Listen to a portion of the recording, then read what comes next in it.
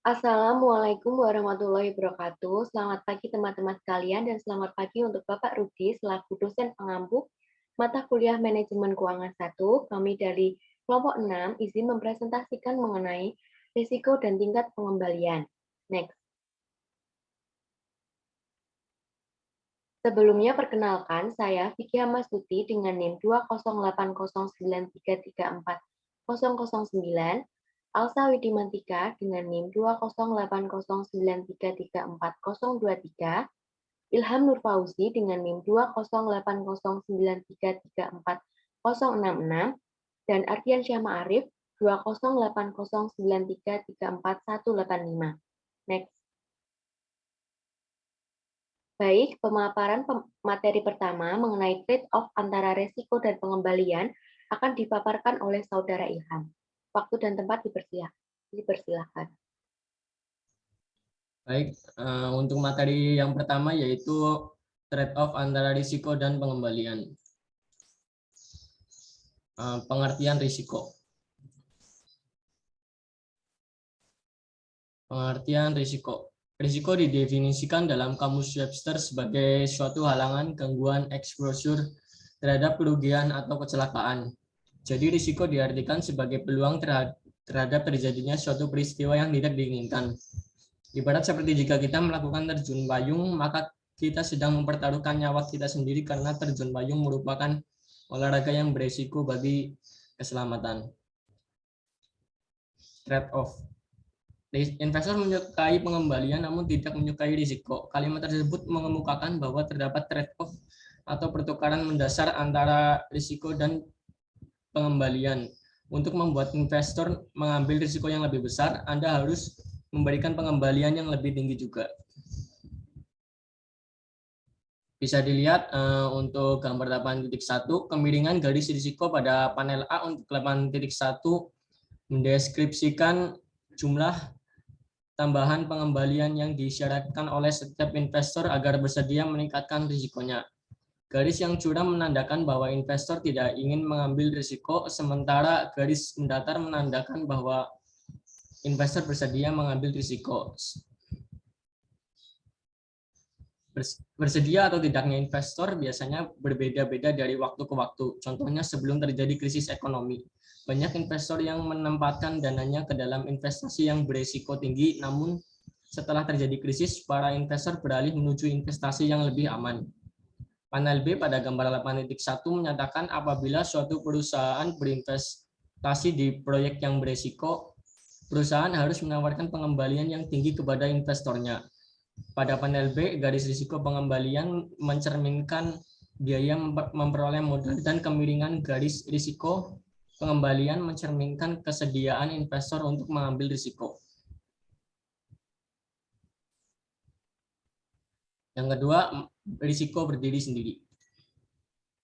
Pengertiannya yaitu risiko berdiri sendiri merupakan risiko yang akan dihadapi oleh setiap investor jika ia hanya memiliki satu aset tersebut. Sebagian besar aset keuangan, khususnya saham, akan dimiliki dalam bentuk portofolio. Pengukuran statistik risiko berdiri sendiri ada 5. Yang pertama yaitu distribusi probabilitas. Yang kedua, tingkat pengembalian yang diharapkan dengan lambangnya R-topi. Yang ketiga, tingkat pengembalian historis atau telah direalisasikan dengan logonya yaitu R-bar. Yang keempat, deviasi standar atau sigma. Yang kelima, koefisien variasi atau CV. Daftar probabilitas. Daftar probabilitas adalah daftar kemungkinan hasil atau kejadian dengan suatu probabilitas bagi setiap hasil. Contohnya adalah distribusi probabilitas untuk hasil investasi bagi Martin Product yang memproduksi mesin untuk kontainer dan US Water yang memasok produk penting sehingga penjualan dan profitnya sangat stabil. Perhatikan bahwa tingkat pengembalian Martin sangat bervariasi dibandingkan US Water. Kolom 4 dan 7 menunjukkan hasil perkalian probabilitas dengan pengembalian berdasarkan tingkat pengembalian yang berbeda. ketika kita menjumlahkan hasil kali ini, kita akan memperoleh tingkat pengembalian yang diharapkan atau expect rate of return untuk masing-masing saham. Bisa dilihat rumusnya ada di bawah sini. Lanjut ke mengukur risiko berdiri sendiri atau standar deviasi. Standar deviasi merupakan suatu pengukuran mengenai sejauh mana pengembalian aktual akan terdeviasi dari pengembalian yang diharapkan. Standar deviasi Martin Product adalah 54,22%, sehingga pengembalian aktualnya cenderung akan berbeda dari 10%. Standar deviasi Water adalah 3,87%, sehingga pendapatan aktual seharusnya lebih dekat ke pengembalian yang diharapkan, yaitu sebesar 10%. Sigma rata-rata perusahaan publik sebesar sekitar 20 hingga 30% dalam beberapa tahun terakhir. Maka dari itu Martin lebih berisiko sebagian sahamnya dibandingkan dengan Water. Yang ketiga, menggunakan data historis untuk mengukur risiko. Dikarenakan hasil yang terlalu sering terulang di masa yang akan datang, standar deviasi historis seringkali digunakan untuk memperkirakan risiko di masa yang akan datang. Pertanyaan yang muncul ketika data historis digunakan untuk memperkirakan masa depan adalah sejauh mana kita harus memasukkan data masa lalu. Menggunakan deret waktu atau time series history yang panjang akan memberikan informasi lebih banyak, tetapi beberapa informasi tersebut mungkin saja menyesatkan jika kita yakin bahwa tingkat risiko di masa yang akan datang akan sangat berbeda dengan risiko historis. Yang keempat, mengukur risiko berdiri sendiri menggunakan koefisien variasi. Koefisien variasi atau CV merupakan standar deviasi dibagi dengan pengembalian yang diharapkan. Rumus ini menunjukkan risiko per unit pengembalian, dan nilai ini memberikan ukuran risiko yang lebih bermakna ketika dua alternatif memiliki ekspektasi pengembalian yang tidak sama. Di sini Martin memiliki standar deviasi yang lebih besar, pasti memiliki koefisien variasi yang lebih besar pula. Ternyata koefisien variasi Martin adalah 54,22 dibagi 10, yaitu sama dengan 5,42, dan US Water 3,87 dibagi 10 jadi 0,39. Jadi Martin hampir 14 kali lebih berisiko dibandingkan dengan US Water. Yang kelima, pengindaran risiko dan pengembalian yang diminta. Asumsikan ketika kita diberikan dua pilihan antara laba pasti sebesar $50.000 dari tingkat pengembalian sebesar 5% dan laba berisiko diharapkan sebesar $50.000 dengan tingkat pengembalian 5% pula. Mana yang akan Anda pilih? Jika Anda memilih investasi yang risikonya lebih kecil, Anda adalah seorang yang menghindari risiko. Kebanyakan investor memang menghindari risiko, dan pasti rata-rata investor akan menghindari risiko jika berhubungan dengan uang serius yang mereka miliki. Hal ini merupakan suatu fakta yang terdokumentasi dengan baik. Hal tersebut dinamakan dengan penghindaran risiko atau risk aversion. Baik, materi selanjutnya mengenai risiko dalam konteks portofolio CAPM. Next.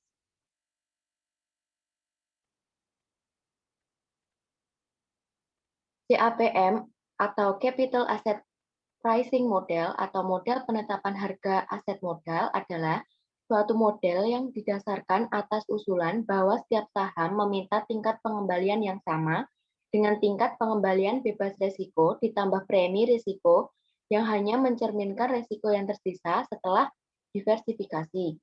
Yang pertama, pengembalian portofolio yang diharapkan. Tingkat pengembalian portofolio yang diharapkan adalah rata-rata tertimbang dari tingkat pengembalian yang diharapkan dari setiap aset dalam portofolio dengan pembobotan berdasarkan persentase setiap aset dari total portofolio. Berikut rumus dari pengembalian portofolio yang diharapkan. Next. Yang kedua, ada risiko portofolio. Tingkat risiko portofolio bukanlah rata-rata tertimbang dari standar deviasi setiap aset. Risiko portofolio umumnya lebih kecil dari rata-rata aset, karena diversifikasi menurunkan risiko portofolio. Risiko portofolio tersebut juga dibagi menjadi dua. Yang pertama, pengembalian dengan korelasi negatif sempurna, P sama dengan min 1,0. Berikut contoh ilustrasi dari pengembalian dengan korelasi negatif sempurna. Next.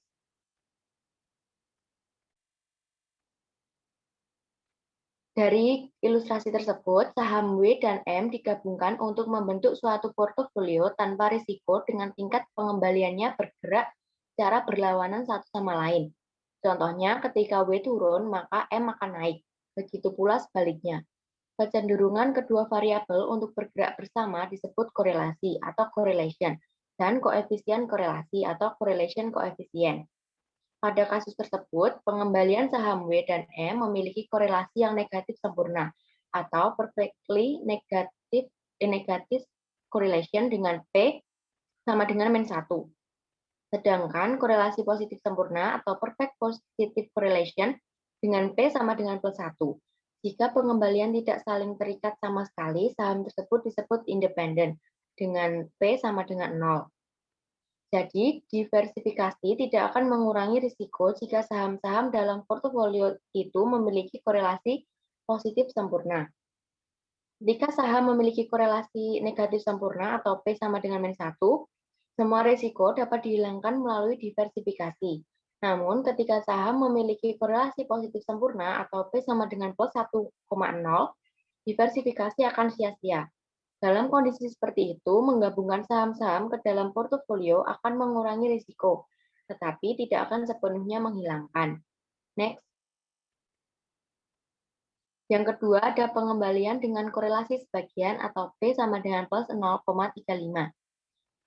Gambar 8.6 menunjukkan bahwa risiko suatu portofolio menurun ketika jumlah saham ditambah. Berikut poin penting dari tabel di samping.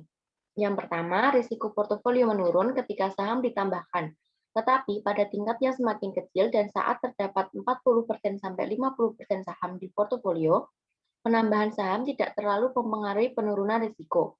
Yang kedua, risiko total portofolio dapat dibagi menjadi dua bagian, yaitu risiko yang dapat diversifikasi dan risiko pasar. Yang ketiga, kita harus berhati-hati dalam memilih saham di dalam portofolio dan tidak dengan seenaknya bisa menambah saham secara acak. Karena grafiknya itu akan berubah. Yang keempat, ada juga alasan dari investor. Next. Baik, materi selanjutnya akan disampaikan oleh teman saya, Alsa Widimantika. Baik, terima kasih atas kesempatannya. Selanjutnya adalah resiko dalam konteks portofolio dan koefisien beta. Portofolio koefisien beta, yang pertama resiko saham terdiri atas dua komponen, yaitu resiko pasar dan resiko yang dapat didiversifikasi. Semua resiko, kecuali yang terkait dengan pergerakan pasar secara luas, dapat dan akan diversifikasi oleh para investor yang memiliki portofolio jumlah besar atau membeli saham dalam reksadana untuk menurunkan kurva resiko.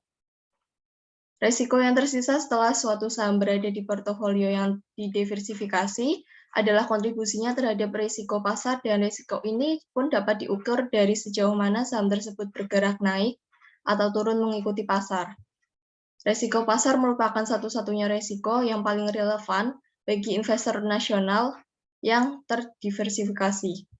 Kecenderungan saham untuk bergerak naik atau turun mengikuti pasar diukur oleh koefisien beta.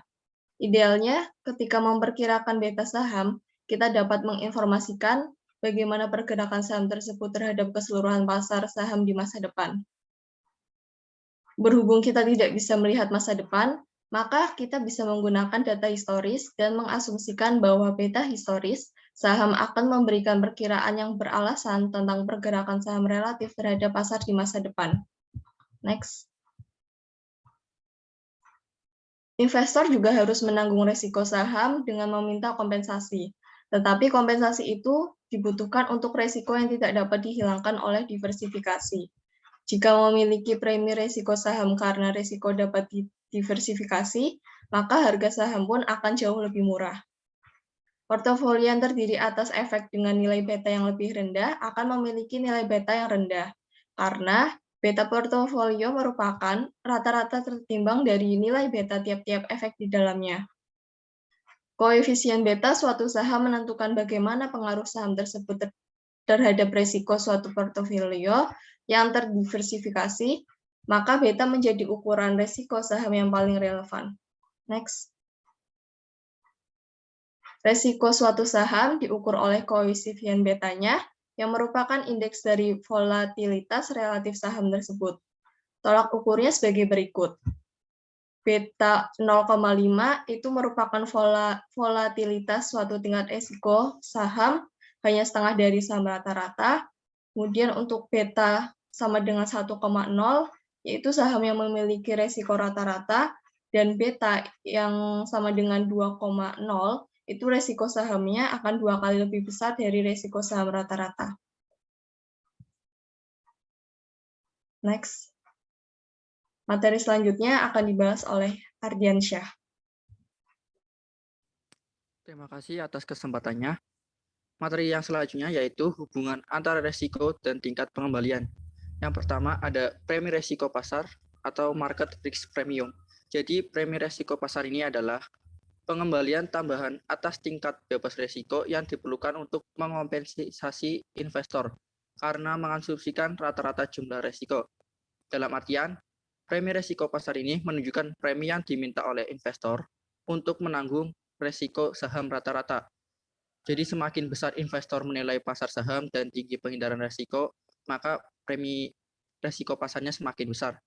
Untuk menghitung premi risiko pasar, rumusnya adalah premi risiko pasar yang dilambangkan dengan RPM sama dengan tingkat pengembalian yang diminta dari suatu portofolio dikurangi dengan tingkat pengembalian tingkat risiko yang dilambangkan dengan huruf RRF.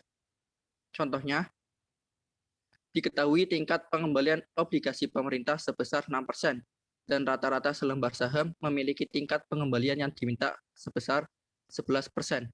Jadi berapa premi pasarnya? Untuk itu, kita masukkan rumusnya. Premi risiko pasar sama dengan tingkat pengembalian yang diminta dari suatu portofolio sebesar 11% dikurangi dengan tingkat pengembalian tingkat risiko sebesar 6%. Jadi, premi pasarnya adalah 5%. Next. Lalu ada premi risiko untuk saham kesekian yang kita misalkan dengan huruf L. Rumusnya, premi risiko untuk saham L yang dilambangkan dengan huruf RPL sama dengan premi risiko pasar dikalikan dengan beta untuk saham L. Untuk contohnya, misalkan beta untuk saham L sebesar 0,5 dan premi risiko pasarnya adalah 5%. Hitunglah berapa premi risiko untuk saham L. Jawabannya yaitu premi risiko untuk saham L yang dilambangkan dengan huruf RPL sama dengan premi risiko pasar sebesar 5% yang dilambangkan dengan huruf RPM dikali dengan beta untuk saham L yang dilambangkan dengan huruf BL sebesar 0,5, sehingga hasilnya adalah 2,5%. Next. Lalu yang selanjutnya yaitu persamaan garis pasar efek atau security market line, atau yang bisa disebut juga dengan SML equation. Jadi SML equation ini adalah persamaan yang menunjukkan hubungan antara resiko yang diukur oleh beta dengan tingkat pengembalian yang diminta setiap saham. Nah, SML ini bisa digunakan ketika saham yang diperhitungkan memiliki waktu jatuh tempo lebih dari likuiditas yang sama. Rumusnya yaitu, jadi sebelum menentukan membuat SML harus menghitung pengembalian dari saham yang diminta. Misalnya ya, tingkat pengembalian resiko suatu saham sebesar 6% dan premi resiko pasarnya 11%. dan beta saham tersebut adalah 0. Rumusnya yaitu pengembalian yang diminta dari saham L sama dengan tingkat bebas resiko yang dilambangkan dengan huruf RRF ditambah premi resiko pasar dikali beta saham L. Nah, untuk soal tersebut, tingkat bebas resikonya yaitu 6% ditambah premi resiko pasarnya sebesar 11% dikurangi 6% dan beta sahamnya 0,5 sehingga hasilnya adalah 8,5%. Next. Lalu misalkan ada saham H yang memiliki beta 2 sehingga lebih beresiko dari saham L. Maka perhitungan tingkat pengembaliannya adalah RH atau saham tingkat pengembalian yang diminta dari saham H sama dengan 6% ditambah 5% dikalikan beta saham dari H yaitu 22 sehingga hasilnya adalah 16%. Lalu ada saham rata-rata A yang memiliki beta 1, tingkat pengembaliannya adalah sebagai berikut. R atau tingkat pengembalian dari saham A sama dengan 6% ditambah 5% dikalikan dengan beta saham rata-rata A, sehingga hasilnya adalah 11%. Next. Sehingga apabila digambarkan dalam SML equation adalah sebagai berikut. Nah, jadi tingkat pengembalian yang diminta disajikan pada sumbu vertikal dan resiko yang diukur oleh beta disajikan di sumbu horizontal. Efek tanpa resiko memiliki bilangan 0, oleh karena itu RRF sama dengan 6% digambarkan sebagai pertemuan garis dengan sumbu vertikal. Nah, kemiringan SML pada grafik dihitung dengan prosedur Price-Sun. Jadi ketika beta naik 0 dari 0 ke 1, pengembaliannya bergerak dari 6% ke 11%, sehingga kemiringannya adalah 5%.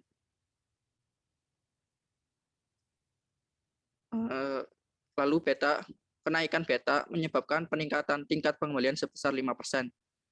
Nah, sedangkan kemiringan SML mencerminkan derajat penghindaran resiko dalam perekonomian. Jadi, makin tinggi penghindaran resikonya, maka semakin curam kemiringannya. Next.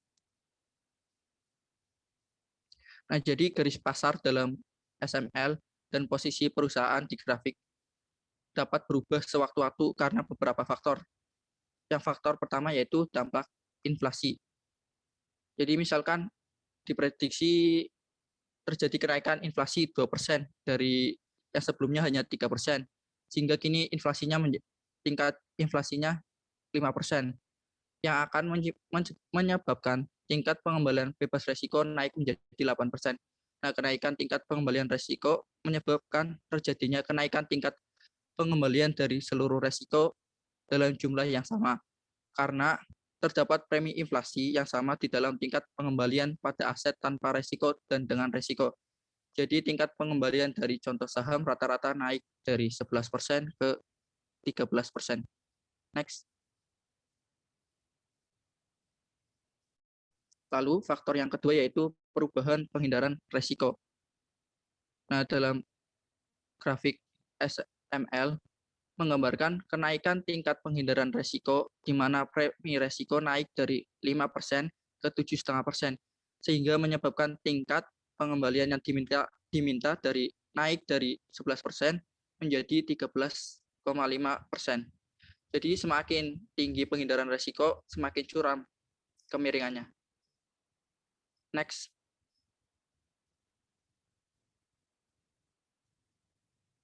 Lalu faktor yang ketiga yaitu perubahan koefisien beta suatu saham.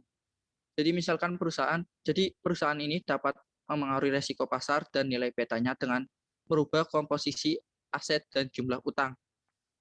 Selain itu beta bisa berubah karena meningkatnya persaingan dan atau berakhirnya masa paten. Misalnya Allied Food produk dengan nilai beta 1,48, tapi karena beberapa faktor betanya berubah menjadi 2 Sehingga berapa tingkat pengembaliannya? Jawabannya yaitu, jadi sebelum menghitung tingkat pengembalian dengan beta 2, kita harus menghitung tingkat pengembalian dengan beta yang sebelumnya dulu. Rumusnya yaitu R1 atau tingkat pengembalian sebelumnya sama dengan tingkat pengembalian bebas resiko yang dilambangkan dengan huruf RRF sebesar 6% ditambah tingkat pengembalian yang diminta dari portofolio sebesar 11% yang dilambangkan dengan huruf RM dikurangi dengan tingkat pengembalian bebas resiko sebesar 6% yang dilambangkan dengan huruf RRF dikali dengan beta sebelumnya yaitu 1,48 sehingga hasilnya adalah 13,4%. Lalu bagaimana dengan tingkat pengembalian resiko setelah beta berubah? Rumusnya yaitu tingkat pengembalian resiko setelah beta berubah sama dengan tingkat pengembalian bebas resiko yang dilambangkan dengan huruf RRF sebesar 6% ditambah tingkat pengembalian yang diminta dari portofolio sebesar 11% yang dilambangkan dengan huruf RM dikurangi dengan tingkat pengembalian bebas resiko sebesar 6% dikalikan dengan beta yang baru yaitu 2 sehingga hasilnya adalah 16%. Next. Untuk materi selanjutnya akan disampaikan oleh Mbak Vicky. Baik, terima kasih. Materi selanjutnya mengenai beberapa kekhawatiran tentang beta dan model penetapan harga aset modal atau CAPM. Next. Eugene Fama dari University of Chicago dan Kenneth French dari Dartmouth menemukan tidak ada hubungan historis antara pengembalian saham dengan beta pasarnya. Mengkonfirmasi pendapat yang sejak dahulu dipertahankan oleh beberapa profesor dan analis paham pasar saham. Para peneliti sedang mengembangkan model dengan variabel-variabel yang lebih relevan daripada beta. Model multivariabel ini memberikan generalisasi yang menarik atas pandangan CAPM tradisional bahwa risiko pasar atau risiko yang tidak dapat dihilangkan dengan diversifikasi akan menjadi dasar harga aset. Dalam model multivariabel, risiko dianggap disebabkan oleh faktor berlainan, sementara CAPM mengukur risiko hanya relatif terhadap pengembalian dari portofolio pasar. Model multivariabel ini mencerminkan langkah ke depan yang penting dan potensial dalam teori ilmu keuangan. Namun, ketika dalam praktik juga memiliki kelemahan. Akibatnya, CAPM dasar tetap menjadi metode paling luas penggunaannya dalam mengestimasikan tingkat pengembalian yang diinginkan atas saham. Next.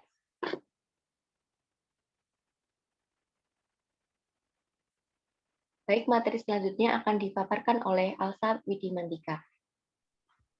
Terima kasih atas kesempatannya. Selanjutnya adalah beberapa pemikiran penutup, yaitu dampak bagi manajer perusahaan dan investor. Next. Beberapa ide penting yang sebaiknya dipertimbangkan oleh setiap investor. Maaf, untuk yang pertama ialah dampak bagi manajer perusahaan. Untuk manajer perusahaan, ini lebih cenderung memaksimalkan harga saham sebagai pertimbangan tingkat risiko saham perusahaan daripada melihat tingkat risiko aset usaha seperti pabrik dan peralatan. Next. Selanjutnya ialah dampak bagi investornya sendiri. Yang pertama, terdapat pertukaran antara risiko dan pengembalian. Rata-rata investor menyukai pengembalian yang tinggi, tetapi tidak menyukai resiko. Investasi dengan resiko yang lebih tinggi perlu menawarkan pengembalian yang diharapkan yang lebih tinggi kepada investor. Dengan kata lain, jika investor ingin mencari pengembalian yang lebih tinggi, maka harus mau juga menanggung resiko yang lebih tinggi. Yang dampak kedua ialah diversifikasi sangat penting artinya. Dengan melakukan diversifikasi secara bijaksana, investor dapat mengurangi risiko secara drastis tanpa menurunkan tingkat pengembalian yang diharapkan. Jangan menempatkan seluruh uang investor dalam satu atau dua saham, serta satu atau dua industri saja. Kesalahan terbesar yang dibuat banyak orang biasanya ialah menginvestasikan sebagian besar dana mereka ke dalam saham perusahaan tempat mereka bekerja. Jika perusahaan itu bangkrut, mereka tidak hanya kehilangan pekerjaan saja, tetapi juga investasi. Mereka tidak sepenuhnya memikirkan resiko yang akan terjadi. Maka dengan menguranginya, portofolio itu harus diversifikasi dengan baik. Kemudian pengembalian nyata adalah hal yang penting. Semua investor seharusnya memahami perbedaan antara pengembalian nominal dengan pengembalian real. Yang keempat ialah risiko suatu investasi seringkali bergantung pada lamanya Anda berencana memiliki investasi tersebut. Saham biasa misalnya dapat sangat berisiko bagi investor jangka pendek. Namun dalam jangka panjang, goncangan-goncangan tersebut akan secara pasti sehingga saham mereka akan kurang berisiko jika dimiliki sebagai bagian dari suatu portofolio jangka panjang. Yang terakhir, tidak ada jaminan masa lalu akan berulang di masa depan, meskipun masa lalu dapat memberikan gambaran tentang resiko pengembalian sebagai berbagai investasi. Next. Baik, sekian materi yang dapat kami sampaikan mengenai risiko dan tingkat pengembalian. Lebih dan kurangnya kami mohon maaf dan kami ucapkan terima kasih. Wassalamualaikum warahmatullahi wabarakatuh.